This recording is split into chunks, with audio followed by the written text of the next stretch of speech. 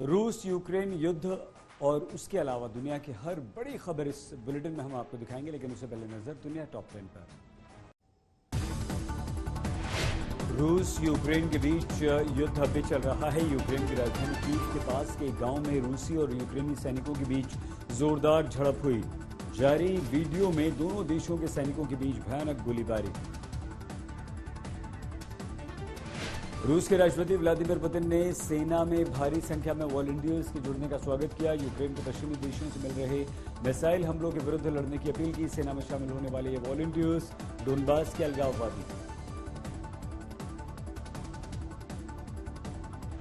Ukraine के राष्ट्रपति Zelensky ने बायोलॉजिकल हमले से इनकार किया। कहा, यूक्रेन केमिकल बायोलॉजिकल हमलों का नहीं लेगा सहारा।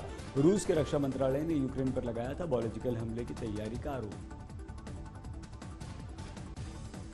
यूक्रेन के निप्रो में रूस ने जोरदार एयर स्ट्राइक किए। हमले में कई लोगों की गई जान। जूते की फैक्ट्री में एयर स्ट्राइक से भयानक आग लगी। दमकल की गाड़ियां पहुंची। यूक्रेन के अलगाववादियों ने वोल्नोवाखा पर कब्जे का दावा किया। रूसी रक्षा मंत्रालय के प्रवक्ता ने की वोल्नोवाखा पर कब्जे की पुष्टि।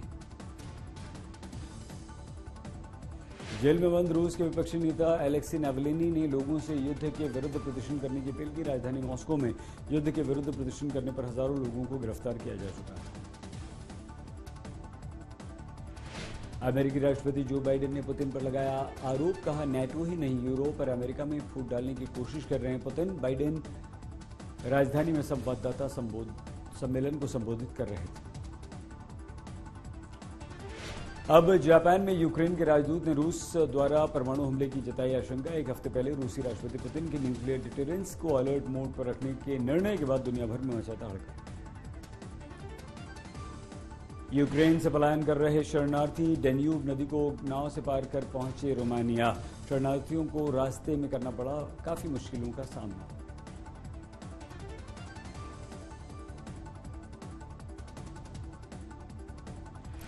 यूक्रेन पोलैंड सीमा पर बसों के लिए शरणार्थियों की लंबी लंबी लाइन। मासूम बच्चों बुजुर्ग लोगों के साथ लोगों को घंटों इंतजार करना पड़ा। बॉर्डर कैंप पर बसों का इंतजार हो रहा है। रूस और यूक्रेन के बीच चल रहे युद्ध को लेकर अमेरिका की राजनीति गर्मा गई। रिपब्लिकन पार्टी के 40 सांसदों ने राष्ट्रपति जो बाइडेन से यूक्रेन की सैन्य मदद के लिए कार्रवाई न कर पाने की बेबसी को लेकर जवाब मांगा। जो बाइडेन प्रशासन की जमकर आलोचना भी की। Putin was counting on a divided NATO, a divided West, and quite frankly, a divided America. But he got none of that. In fact, he's now facing a more united, energized, resolute NATO in the West than he ever imagined. रूस Ukraine की लड़ाई पर Joe Biden का ऐसा रुख बार बार देखकर Republican party के सांसदों के सब्र का बांध अब टूट चुका है। उधर रूस यूक्रेन पर हमले करते जा रहा है और बाइडेन यूक्रेन के लिए कोई अहम कदम उठाने से कतराते दिख रहे हैं। ऐसे में अमेरिका की संसद में 40 रिपब्लिकन सांसदों ने यूक्रेन के समर्थन में राष्ट्रपति बाइडेन के खिलाफ मोर्चा खोल दिया और बाइडेन प्रशासन पर अपना रुख बदलने का दबाव डाला। साथ ही यूक्रेन में रूसी हमलों से निपटने के लिए पोलैंड के मिग लड़ाकू विमानों को भेजने की अनुमति देने की मांग की। रिपब्लिकन पार्टी के 40 सांसदों ने अयोवा से सांसद जोनी अर्नस्ट और यूटा से सांसद मिट रोमनी द्वारा तैयार एक पत्र पर दस्तखत किए। इस पत्र में राष्ट्रपति जो बाइडेन से यूक्रेनी राष्ट्रपति वोलोदिमीर जेलेंस्की की उस अपील का जवाब देने की मांग की गई है, जिसमें जेलेंस्की ने अतिरिक्त लड़ाकू विमानों को देने का आग्रह किया था। सूत्रों की माने तो फिलहाल सांसदों की इस अपील पर अमेरिकी joint chief of staff mark मिले ध्यान देने की कवायद में जुट गए हैं। इस पूरे मामले की शुरुआत पोलैंड से हुई थी, जब पोलैंड ने अपने मिग विमानों को अमेरिका के जरिए यूक्रेन को भेजने की बात कही थी। पर अमेरिकी राष्ट्रपति जो बाइडेन ने उस वक्त इस प्रस्ताव को नामंजूर कर दिया था।